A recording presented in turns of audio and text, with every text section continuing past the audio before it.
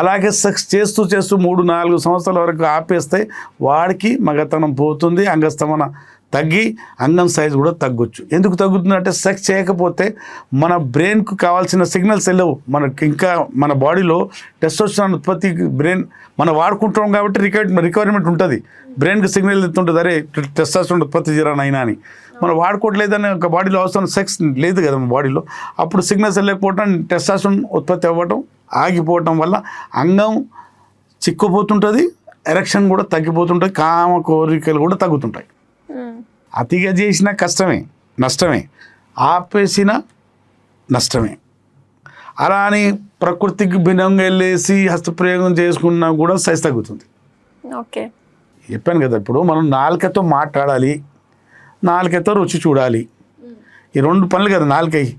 అంగానికి పెడితే యోనిలు పెట్టాలి, లేకుంటే మూసుకోవాలి. కానీ చేతులు పెట్టుకుంటే మాత్రం చచ్చినట్టు ఎలుక లేకుంటే పానపాములాగా తయారవుతుంది.